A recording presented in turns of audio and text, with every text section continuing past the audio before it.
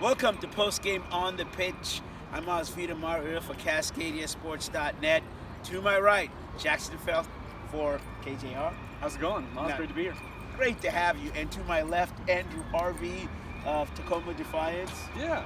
Technically, and Sports Press Northwest tonight. And Sports Press Northwest. This is, we're all giddy because this is full circle as usual how we started this thing.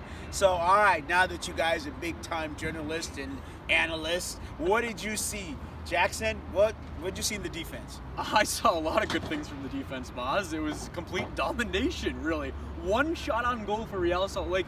For an offense, well, I count 5 or 6 guys that can pretty easily put a ball in the back of the net. I mean, their depth in the attack, they don't have anybody that has a goal or has more than 10 goals, but they have a whole bunch of guys that can score goals.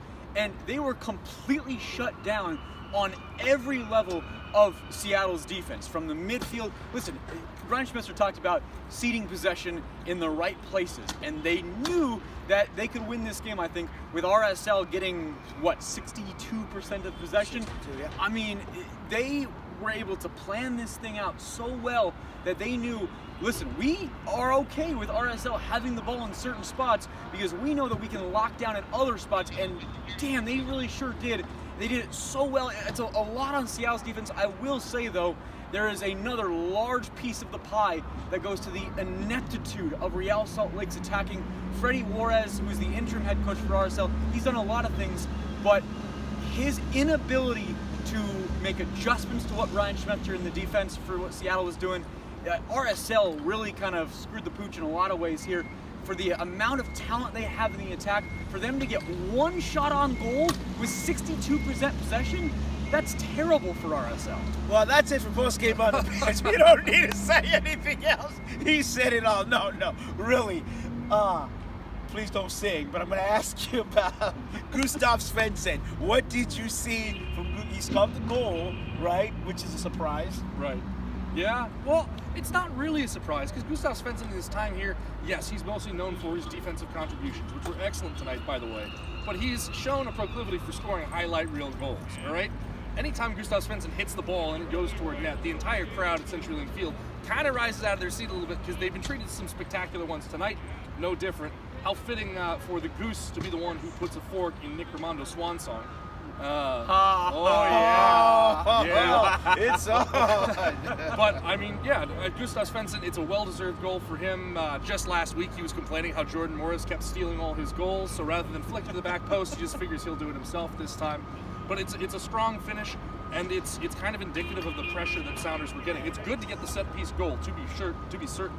But, I mean, from open play, there were so many opportunities that, again, I mean, the joke about Nick Ramondo, but still, you have to credit him for one more insane stand-on-your-head performance to end his career.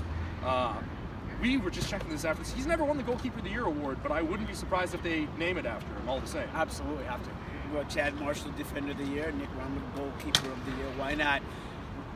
Is this team good enough to defeat either the Galaxy or LAFC? 100%, I think. I mean, this is a team right now that is spoken like a true sponsor. Oh, well, listen. I just even if I was not the club, pregame and postgame host, I would be saying that because they're built for it right now. And the very, very good news is that Roman Torres' hamstring, the tightness that Brian Schmetzer was talking about, precautionary. So perhaps he could be okay to go. And it's interesting because if you face LAFC and a guy like Carlos Vela, maybe you want a more athletic guy like Javier Arriaga there next to Kim Ki-hee. If you're facing the LA Galaxy, I think you want Roman Torres to go up against Zlatan.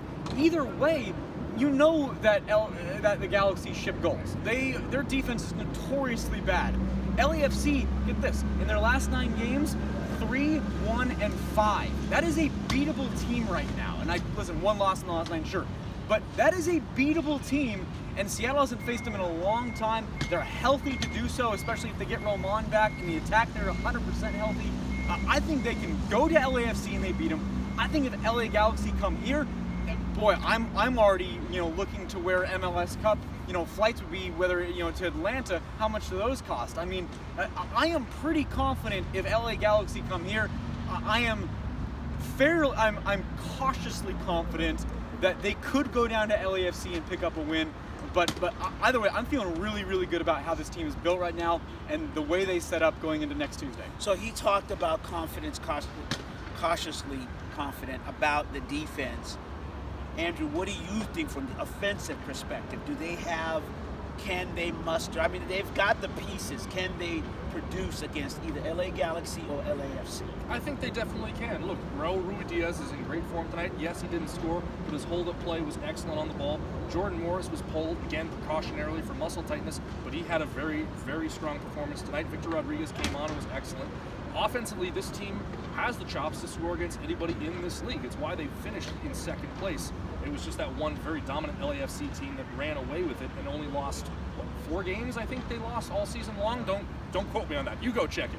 But I think the bigger thing is it doesn't really matter about our level of confidence. It all matters about the Sounders. That's right. And if there's one feature of these Brian Schmetzer-led Sounders teams that we've seen all the way back to 2016 is something about his coaching style manages to pull together a good group of players and make them great. There is some sort of intangible here that he manages to draw out of them, or he inspires in them to find within themselves. And every year when the postseason rolls around, they don't really care who they're playing against or where they do it. They'd prefer to be here. But they go into every match expecting and believing that they're capable of winning, and it's what gets you those extra time goals from Jordan Morris to beat FC Dallas. It's what gets you that ridiculous header from Gustav Svensson at the near post to stop the brick wall that is Nick Raimondo. And I think this Sounders team might be on another one of those rolls like we saw back in 16. It's the 3rd Western Conference Championship trip in the last 4 years, all under Brian Schmetzer. I mean, if you think about that, this coach, and I echo your thoughts, Andrew, completely, this coach has taken this team to 3 conference championships in 4 years. Build a freaking statue for Brian Schmetzer from what he's done with this club. And I think it's at Nathan Hale High School. That's where he played in high school. But the one thing I see that they got right now, I think the midfield, their ability to defend, and Brian talked about the bank. So the midfield to me is what's really clicked in the last 3-4 games, because it's helping them in the defense when they pack, and then when they go out on offensively, they can get the ball out there. So I really think that's what's clicked in the last 3 or 4 games. All right, so Jackson, prediction? Well, do we have to predict LA Galaxy, LAFC first, I guess? Whatever it is you want to do. All right, I'm going to go out on a limb. I'm going to say Galaxy beat LAFC 4-3. I'll go 4-3 tomorrow night down at LAFC. Galaxy come here next Tuesday. The Sounders beat them 3-1, and they advance to MLS Cup, where they're hosting Toronto, and we have Toronto here in early November. And it won't be as cold when we win. Yeah, exactly. Jackson's prediction is banking heavily on the fact that he really, really wants to do an MLS Cup pregame show from here in Century Lake Field. That very spot. You're not wrong. Prediction-wise, I actually think the Galaxy managed to get it done against LAFC too. Something about El Tráfico, man. Weird things happen. It's becoming one of my favorite soccer rivalries to watch in this league. Zlatan shows up in big games. I think he does tomorrow. I think he comes here, and I have no idea what's going to happen between the Galaxy and the Sounders. It's been one of the greatest playoff series in Western Conference history, I would argue, in Major League Soccer.